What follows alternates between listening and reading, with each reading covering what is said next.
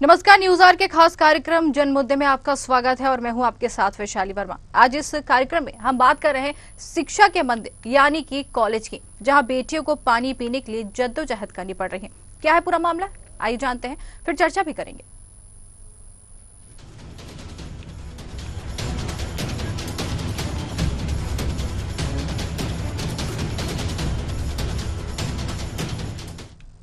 चौंकिए नहीं, ये रीवा का वही कन्या महाविद्यालय है जहां बेटियां पानी के लिए तरस रही हैं।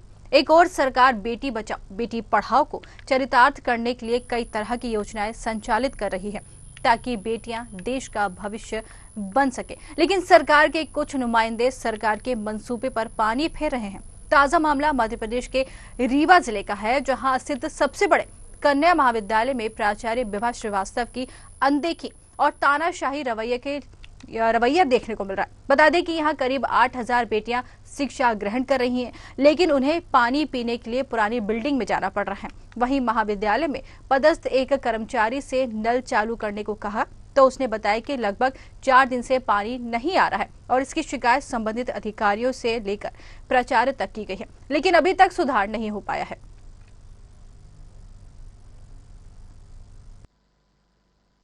जो आरोप नहीं लगने चाहिए वो आरोप भी लग चुके हैं इस समय में लगे ऊपर। ये कौन लगा रहा है? सब लगा रहे हैं, यहाँ की छात्राएं लगा रही हैं और कौन लगाएगा, हम थोड़ी लगाने आएंगे। क्या जाने, हम लोग तो बस काम करते हैं, चले जाते हैं। घर से पानी का बोतल लेके ये तो आदत है, ये तो गाड़ी में रहती ही है हमारी, चाहे कॉलेज जाए, चाहे शहर बाजार जाए, चाहे जहाँ जाए। रीवा से ही हैं आप? जी मेरी बेटो। क्या किया हुआ है आपने? बीजेएमसी का किया है आपने? जी जी, मास कम्युनिकेशन नहीं, माखनलाल से। माखनलाल से किया हुआ है जी ये फटिक मीडिया में। जी, पानी तो हमेशा ही रहता है गाड़ी में, अभी भी 2-4 बोतल। तो यहाँ तो मिलना ही नहीं, क्या करें? नहीं, तो रहता ही आदत में। नहीं पीते, अपनी हैबिट में अच्छी किसी बात की लेके चलते हैं। लेकिन सर थोड़ा सा आप लोगों को इसमें सोचना चाहिए। जो छात्राएं यहाँ बेचारी पढ़ती सोचना हैं, चाहिए, बच्चियां यहाँ से वहाँ पानी पीने जाती हैं, कितने शर्म की बात है। दूर दूर से आती हैं, गांव खेड़े से बच्चियां आती हैं और कल मंत्री जी यहाँ 8 लाख रुपए भी दे के गए हैं। इसके पूर्व भी हम आए थे तो हमारी विभा श्रीवास्तव जी से बातचीत हुई थी। उन्होंने कहा था सर यहाँ व्यवस्थाएं नहीं है, वो हो जाएंगी। न तो वहाँ पानी है न यहाँ पानी है, वो बाहर वो दिखा रही है कि बोर का पानी आता है। यहाँ पे नहीं लगा सर, लगा तो चलता ही नहीं। तो आप लोग पानी कहाँ से पीते हैं? हम लोग घर से लाते हैं पानी। यही आप पढ़ाई करते हैं यहाँ पे आप? हाँ, TDC। और यहाँ पानी पीने की आवश्यकता होती है तो कहाँ मिलता है पानी? पुरानी बिल्डिंग में जाना पड़ता है। ठीक। तो यहाँ कहीं नल टोटी वगैरह नहीं लगी यहाँ पे? लगा है सर, यहाँ पे देख लीजिए, वहाँ पे आगे हाँ, जाके। हाँ। क्या रहा था पानी?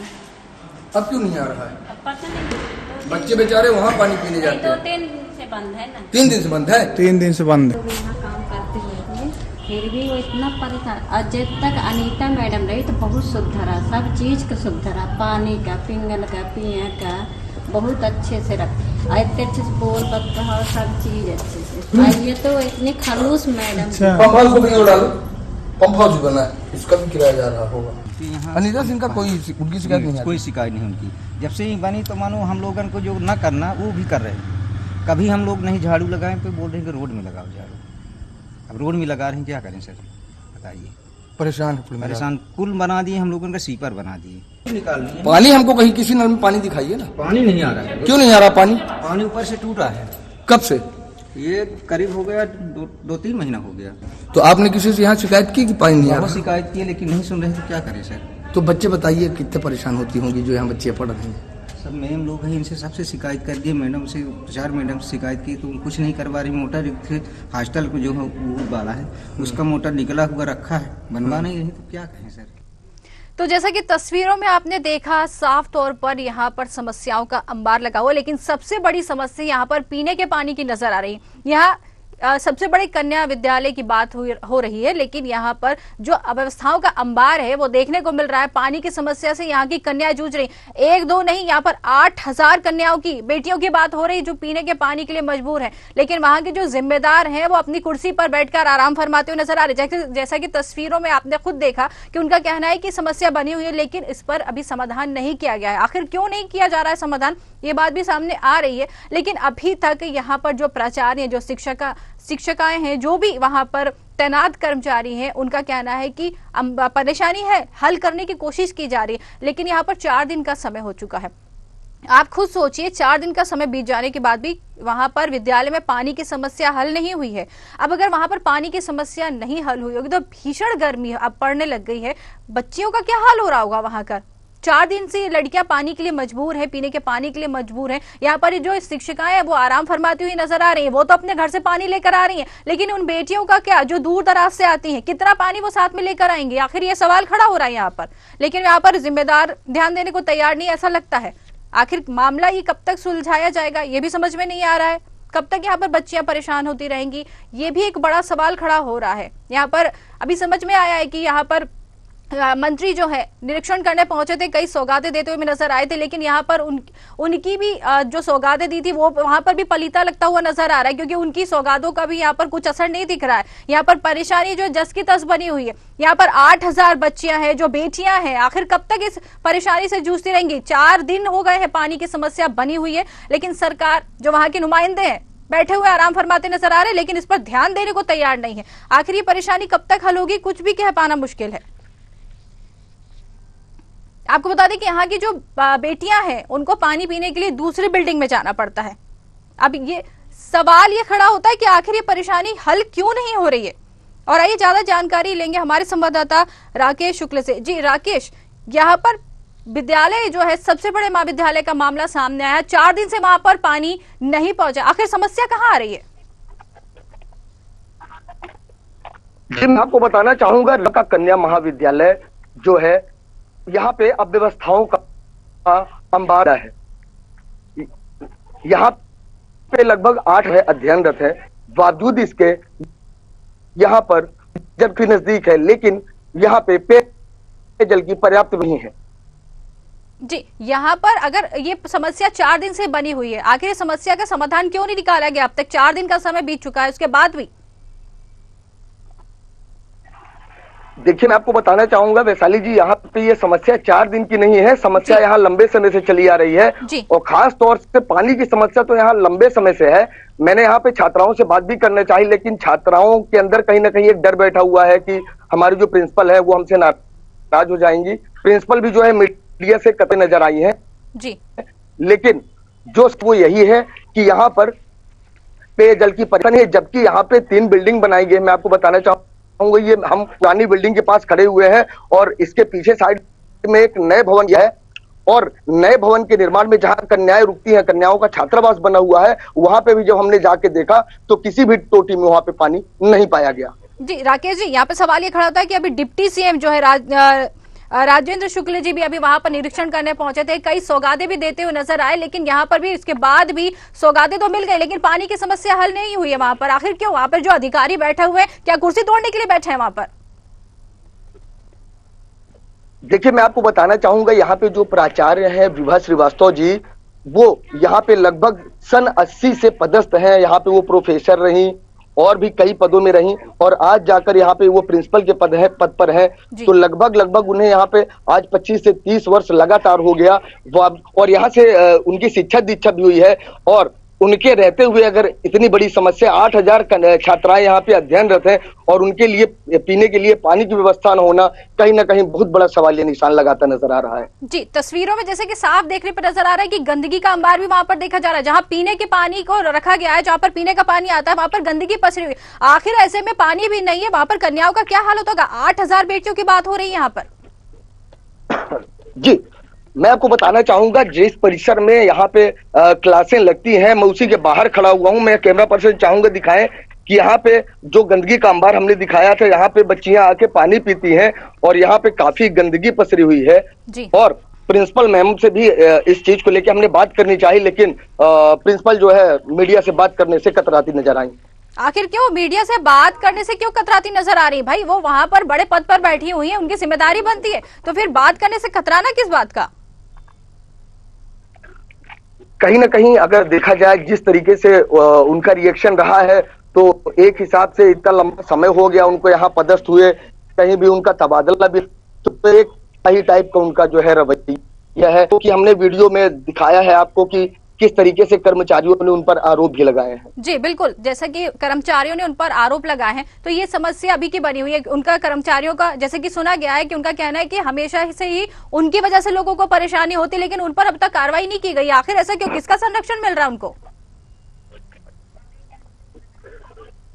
देखिए, उनसे जब गई तो उन्होंने तो ये बताया कि मैं जब से यहाँ पे पदभार ग्रहण की हूँ 4 महीने हो गया, तो यहाँ के जो कर्मचारी थे वो लापरवाही कर, लेकिन मैंने थोड़ा सा स्ट्रिक्टता दिखाई है तो कर्मचारी जो है मेरी खिलाफत कर रहे हैं, लेकिन यहाँ की जो है यहाँ की तस्वीरें खुद बयां कर रही हैं। जी, जैसे कि हमारे दर्शकों को, आप बने रहिए हमारे साथ, दर्शकों को बताना चाहेंगे वहां की जो प्रिंसिपल है विभा श्रीवास्तव, कन्या महाविद्यालय के प्रिंसिपल है, उनको जब हमारी टीम की तरफ से फोन लगाया गया तो उन्होंने साफ बात करने से मना कर दिया। उनका कहना है कि वहां पर व्यवस्था है जो सुचारू रूप से चल रही है। उन्होंने ठीकरा आंधी पर फोड़ दिया। उनका कहना है कि आंधी आई थी, इसकी वजह से ही वहां पर परेशानी बनी है। अब आंधी की वजह से पानी नल में नहीं आना, ये कौन सी समस्या बनती है, बताएं।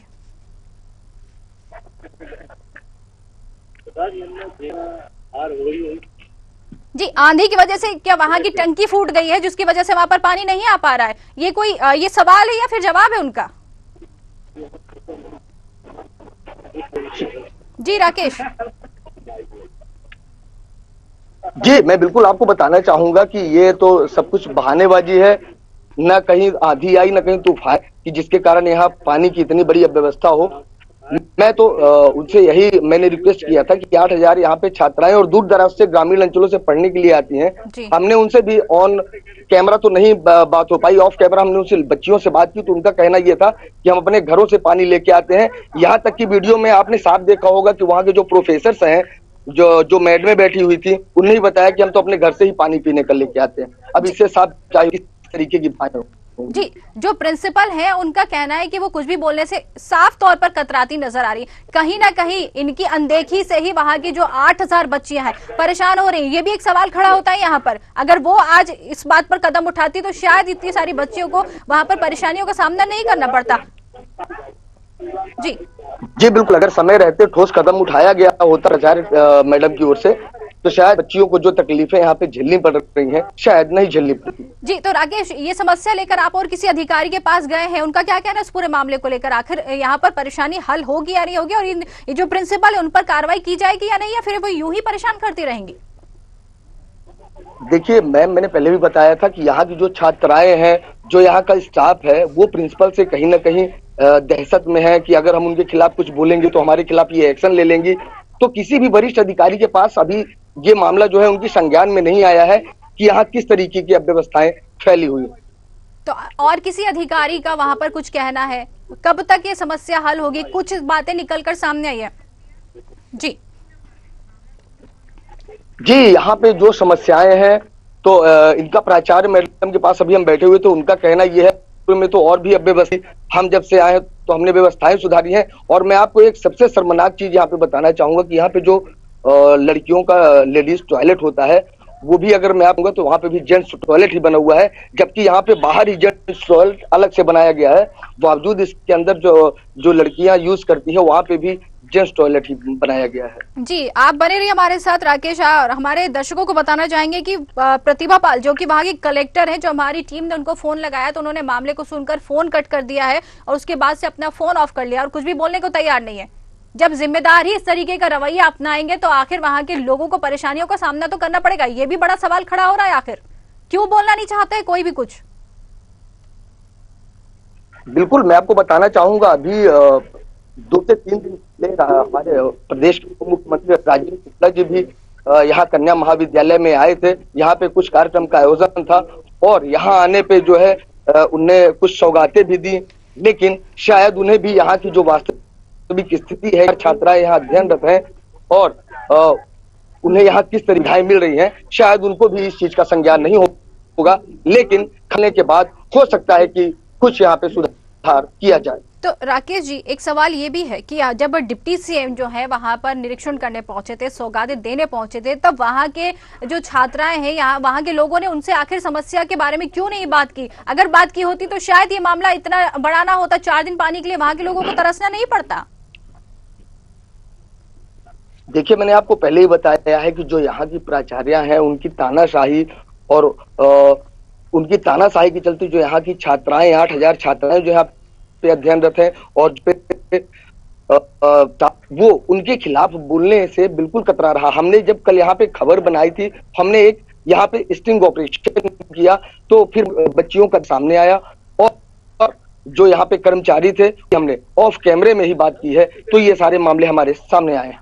तो अब इस मामले को लेकर अब क्या कदम उठाए जाएंगे? आखिर 4 दिन का समय बीत गया है, भीषण गर्मी भी अब पड़ने लग गई है, पानी की समस्या बनी हुई है। अब क्या कदम उठाए जाएंगे जिससे वहां पर जो 8,000 बच्चियों को कुछ तो राहत मिल सके? आखिर कब तक वो पानी लाने के लिए मजबूर होंगी? क्योंकि दूर दराज से जो बच्चियां आ रही हैं वो कितना पानी ढोकर लाएंगी अपने साथ? जी बिल्कुल, मैं आपको बताना चाहूंगा, हालांकि अभी मेरी प्राचार्य मैडम से बात हुई है तो उन्होंने आनन फानन में सारी टंकियों और सारी पाइपलाइनों को दुरुस्त कराने का आश्वासन दिया है कि मैं बहुत जल्दी व्यवस्थाएं जो है यहाँ की सुधारूंगी। जी राकेश, देखिए आप बने रहिए हमारे साथ। अपने दर्शकों को हम ये चीज बताना चाहेंगे, ध्यान देकर सुनिएगा। अपने दर्शकों को ये चीज बताना चाहेंगे कि इस मामले में जितने भी जिम्मेदार अधिकारी हैं कुछ भी बोलने से कतराते नजर आ रहे, चाहे बात वहां पर जो प्रिंसिपल है विभा श्रीवास्तव की करें या फिर वेंकटेश पांडे नगर निगम अध्यक्ष है उनकी बात करें या फिर प्रतिभा भाल जो कि वहां की कलेक्टर है उनकी बात करें, कविता पांडे नेता कांग्रेस से जुड़ी हुई नेता है उनकी बात करें, या फिर अजय सिंह जिला अध्यक्ष भाजपा से जुड़े हैं उनकी बात करें, कोई भी वहां पर बात करने को तैयार नहीं है। बात का फोन जब हमारी टीम की ओर से उनको लगाया जाता है, बात सुनते हैं, फोन कट कर देते हैं, उसके बाद फोन स्विच ऑफ कर लेते हैं। अब आप खुद सोचिए, यहाँ पर ये सोची समझी साजिश चल रही है या फिर कुछ भी बोलने से क्यों कतराते नजर आ रहे हैं?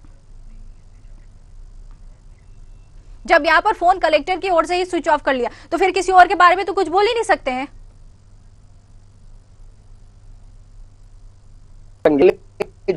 ध्यान दे तो ऐसा नहीं है कि व्यवस्थाएं नहीं दुरुस्त हो सकती हैं।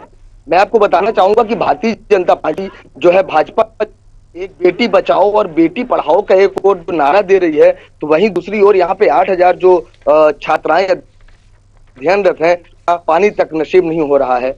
अब इससे बड़ी बात जी, जिम्मेदार जो बैठे हुए हैं जिनके मैंने नाम बताए, जिम्मेदार बैठे हैं, चाहे वो विभा श्रीवास्तव हो, वेंकटेश पांडे हो, प्रतिभा बाल हो, कविता पांडे, अजय सिंह हो, अपनी कुर्सी पर बैठे हैं, ऊंचे पद पर बैठे हैं, लेकिन फोन उठाकर बात करने की फुर्सत किसी के पास नहीं है। फोन बात करते हैं, सुनते हैं और फोन कट कर देते हैं, कुछ भी बोलने से कतरा रहे हैं। क्या कुछ बड़ी साजिश के तहत ये काम किया जा रहा है?